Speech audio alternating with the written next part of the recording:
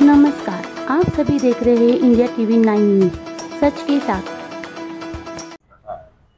सोलापुरातील web पोर्टलचे आणि दैनिक सूर्योदय याचे पत्रकार असणारे आमचे सहकारी सैफन शेख यांच्यावर काल एक भ्याड हल्ला झालेला आहे। सर्वप्रथम त्याचा मी निषेध करतो।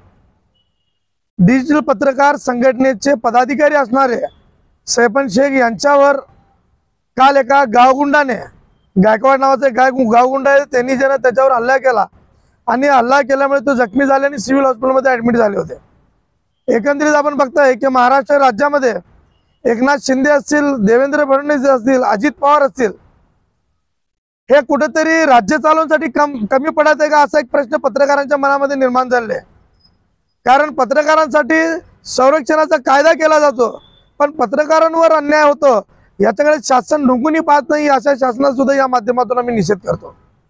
आपण बघितलं असेल की डॉक्टर राखी माने असतील, त्यांचे पती असेल, हे सोलापूरला रुजू झाल्यापासून या ठिकाणी जे ना अशा प्रकारच्या अनेक घटना घडू लागलेल्या आहेत।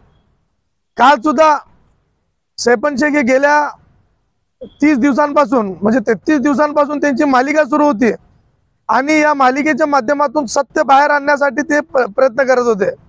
अशा परिस्थितीमध्ये गायकवाड नावाच्या गावगुंडाने त्यांना गेल्या आठवड्याभरापासून त्यांना फॉलो करत होता आणि त्यांना सांगत होता की कुठेतरी हे डॉक्टर राखी माने यांची बातमी थांबवा, अन्यथा तुमचं बरं वाईट होईल, आणि त्यांना विकत घेण्याचा सुद्धा त्यांनी प्रयत्न केला। पण त्याच्या आमिषाला बळी न पडल्यामुळे आणि हा व्यक्ती कुठल्याच बाजूने ऐकत नाही म्हटल्यानंतर त्याचा जीव मारण्याचा प्रयत्न त्या ठिकाणी झाला आणि उलट पोलिसांनी मात्र ज्यांना सैफन शेख यांच्यावर एनसी दाखल केली।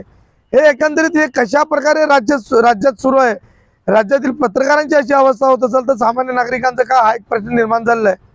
आताच आम्ही कलेक्टर साहेबांना सांगितलंय की सैफन शेख यांच्यावर हल्ला करणारे आणि हल्ला करण्यासाठी भाग पाडणारे जे कोणी लोक असतील हे संघटित गुन्हेगारी कुठेतरी मोडून काढली पाहिजे। या माध्यमातून आम्ही डिजिटल पत्रकार संघटनेच्या माध्यमातून निवेदन दिलंय।